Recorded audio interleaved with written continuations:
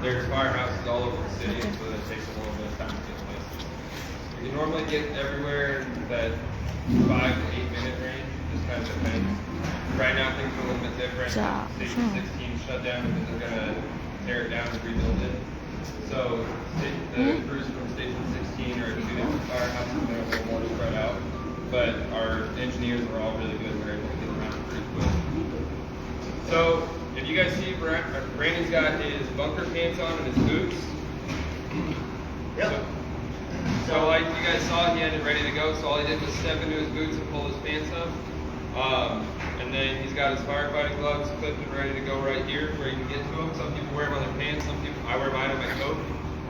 Some people just shove them in their pockets so that they don't lose them because they're small and they're important, and it'd be a bad day when you do lose those. Next I'm going to put on, we call this a hood. So I put this on before because when if I put it on after my coat, it gets all bunched up in the back. So you'll see, this protects my ears and my head. Yep, and my so chin, if you guys see his back, it kind of hangs down right here. And then when he puts his coat on, it'll be held down so he can look around and nothing will go down his back. You see how that kind of sits back there now? I can take that off, kind of protects my back, feel it hammer. So when we start pulling ceiling, stuff gets knocked down the back of our coats, and it can burn you. It is really hot. Sometimes it's 500 degrees. But this coat, these pants are rated up to 400 degrees to deflect heat from us, so it really does help protect us and save us from burns and all that fun stuff. So, Then you guys saw that he put his suspenders on too, so we put those on because a lot of the places we go, we end up on our hands and knees, or we have to crawl, or we get tangled up because we don't know what your living room or your bedroom looks like before the fire, and we're just kind of running into stuff in the dark. yep. And I always like to have a flashlight, and I like my radio on my coat. Some people have a radio strap. Even when it gets all tangled up, especially because we have to crawl sometimes. So it's on my head that kind of gets in the way of me crawling. Because the heat is so hot that it makes me sit down. Does anyone know what this is? Anyone want to take a guess? What is that? Yep. So this is what we Oxygen? do. About 25 pounds. Oxygen. Oh. Put it on, turn it on. This is loud. It has what's called a pass device. Because basically, if we go motionless for a certain amount of time, it will alert the other firemen. So if I go down and I can't talk to my radio or warn anybody, then they'll hear this alarm and it'll come by. So you guys probably didn't get to see it, but in the actual, like the fire engine or the fire truck, that's the back of our seat is our pack.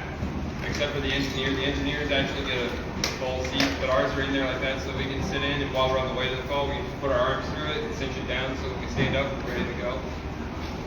I always make sure I cinch it down because this stuff likes to move, especially when it's soaking hot and dirt and debris and everything.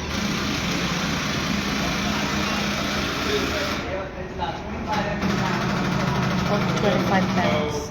So all of this stuff that Raymond has on in his helmet, he's got about 60 more pounds on than he had when he was just wearing his uniform. How much was just the uniform? I was going to ask. Yeah, so when we carry tools, it's another whatever.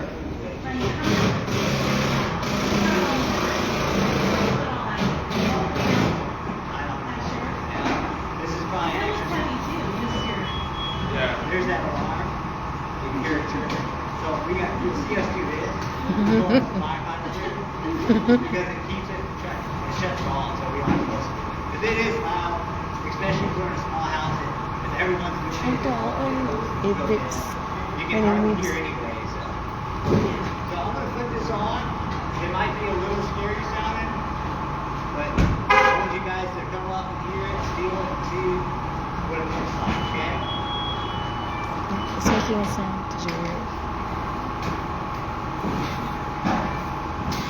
So that'll cinch down so then he doesn't get any smoke in here while it's spraying the fire. And then after he gets it all cinched down to where he likes it, he's got a good seal, he'll pull his hood back up. Now his back of his head, his ears, and his neck are all covered.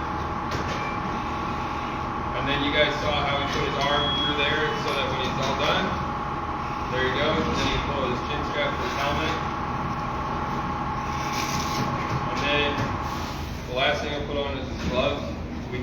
masked up with our gloves on, but we lose a lot of dexterity. These are like really big winter gloves, and it's hard to kind of feel everything.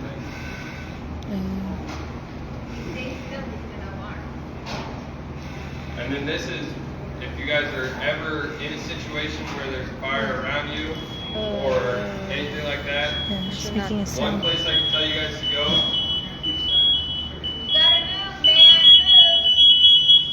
So that it just gets louder and louder, and then eventually it changes an alarm. And when so it makes that sound, and then eventually it'll change. And when it changes, we know that he's down, he's not moving, or he can't move. And it just gets progressively louder the entire time, and then So we gotta can move. find him.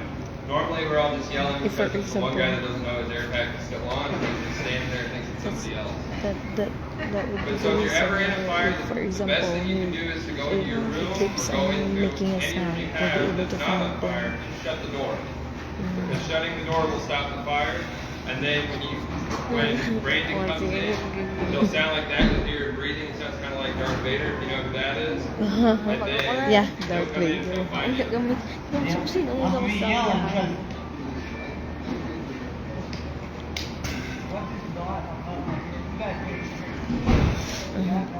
No, I'm gonna be yelling and like I usually don't probably barely hear me. Yeah. It's hard to talk to you this loud. And let alone there's fire engine, a fire truck, and 2 other companies, and you're hearing all those engines go super high. So it's gonna be scary if we ever have to yell at you guys. All we're trying to do is let you hear us.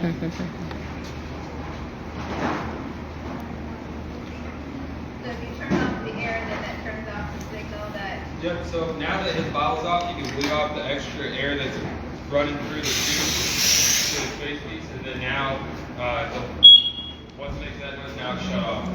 And it shouldn't alarm anymore. So you can stop doing this. Yep. And another thing is, like, if you guys are ever in a situation where firefighters are coming, you'll hear us because we are not light-footed at all when we put all this stuff on. We're all just kind of stomping around trying to figure out where we're going. And we're normally pretty quick when it comes to actually getting through anywhere. What do you tell people these days about if they're in the house fire? I don't know if that's a video on. It's okay. Yep. Like a bedroom. Do you open a window and throw something out the window so the firefighters know you're in there? Or I would say no. I would just shut the door because that's going to stop the fire from getting in there. But if you open the window, now you're introducing oxygen. Oxygen. okay. And then that could It's actually help gonna progress blast the things fire. and make your room from safe to not safe. And a lot of the time, so the way that we do things is that we'll actually go through and we'll have a search team. So if we go and it's a 2-story house, we'll go up to the 2nd story and we'll start searching, and then we'll work our way back down. And we'll go and so if we went on a fire right now, Brandon would be on the nozzle, or his captain would have the nozzle. One of the 2 of them, they'll be working together to start putting fire out and finding fire. And then we would come in. If we beat the squad, then we get to search. So if we get there, then we can go and we'll search, and we'll just start going room to room. So my captain is actually off today, but my captain and my engineer and myself work together this entire year together. And we've had quite a few fires together, and so we all kind of know what we want. We've had a couple fires where we were able to have an extra guy on the truck. And so me and my engineer will take off, and he'll take the other guy, and they'll go and search different parts, and we'll kind of split up and go from there. So, like my parents' house, they're in the back, their bedroom